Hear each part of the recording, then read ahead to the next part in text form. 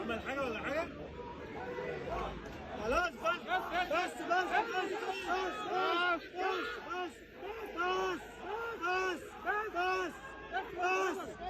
بس يا جدعان، صور يا جدعان.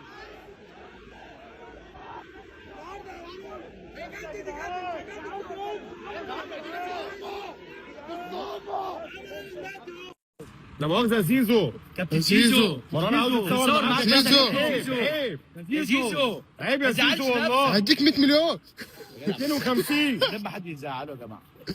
امشي لعن ابو شكل.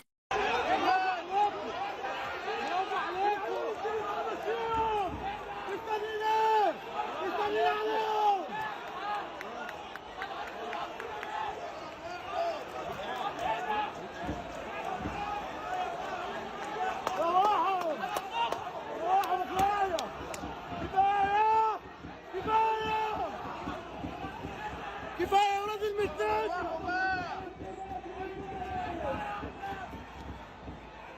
كفايه يا ولاد المتات، يا ولاد عندكم كفايه.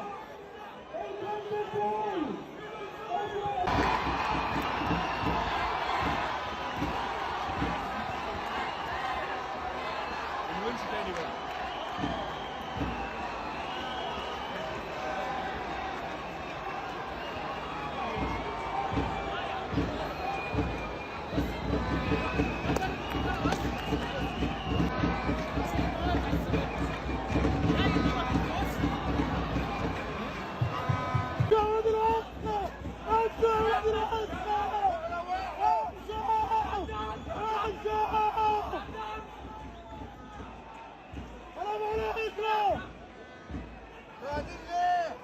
يا ريس اهدى واقعد.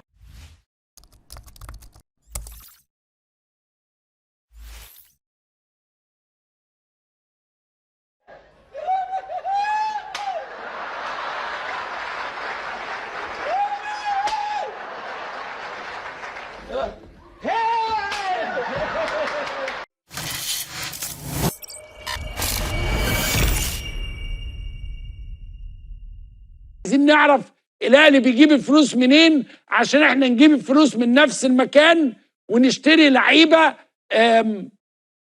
قادره تقف على رجليها. احنا لغايه دلوقتي بنحاول نسد ثمن اللعيبه، فيلل، بيوت، لو حد معاه ساعه يديله يكمل له. بقى وضعنا غريب جدا، وشيء بقى دمه مش خفيف ومش لطيف يعني. مش ما ينفعش ان ده يبقى نادي الزمالك، انما التانيين ماشيين حلاوه. هات نص مليار، اخد نص مليار. ده مين اللي بيدفع له؟ بيجيبوا فلوس دي منين؟ هو مش في المفروض قواعد لصرف الفلوس، ولا اي حد يجيب اي فلوس في اي حاجه ويصرفها؟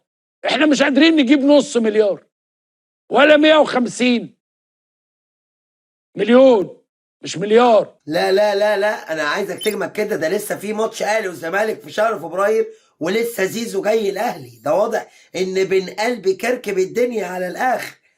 واضح ان الزمالك اموره ليست بخير. اذا انا اموري بخير.